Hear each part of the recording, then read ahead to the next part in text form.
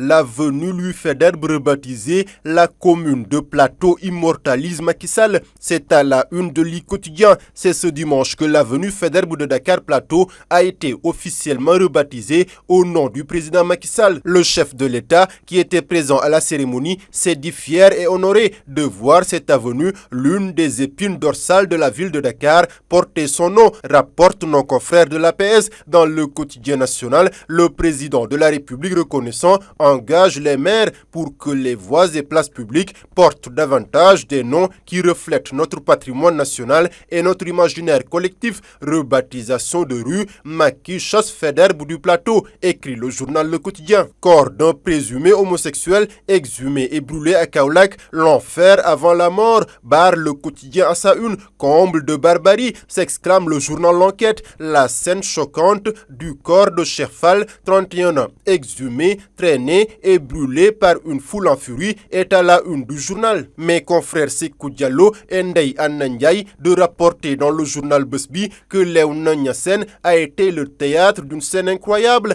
insoutenable. Samedi, la dépouille d'un présumé homosexuel a en effet été exhumée et brûlée par des habitants de ce quartier de Kaolack à quelques mètres du cimetière. Le présumé homosexuel en question était un jeune résident au quartier Darussalam Dangan, commune de Kaolack. Décédé du diabète, ses parents avaient voulu l'enterrer à son domicile, mais cette volonté a été contrainte par une forte mobilisation de jeunes. C'est ainsi que la famille a acheminé la dépouille mortelle à Touba samedi, avant de se voir opposer un niet catégorique de l'enterrer dans la ville sainte. Toutes choses qui font, selon le journal, que les membres de la famille de Cheikh Fall ont dû retourner avec la dépouille à Kaolack avant de l'enterrer en catimini au cimetière de Léona Niassène. Les jeunes du quartier de Ndangan, qui avaient assiégé vendredi la maison mortuaire pour s'opposer à l'inhumation du présumé homosexuel, ont pu percer le mystère et ont extrait le corps du caveau avant de le brûler. Source a de préciser qu'ils ont déterré le corps tout nu du défunt, l'ont attaché avec des cordes au niveau du cou et des pieds et l'ont incendié avec de l'herbe sèche. Le film de l'horreur est dans l'Observateur.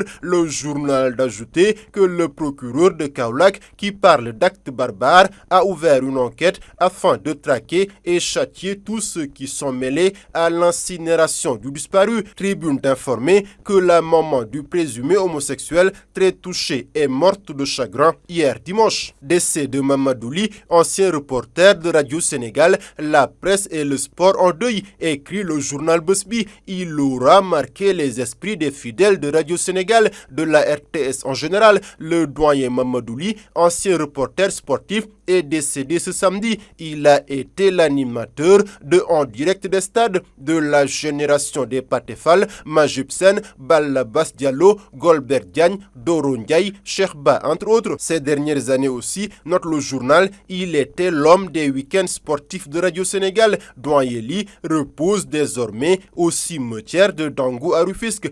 Paix à son âme et que la terre lui soit légère.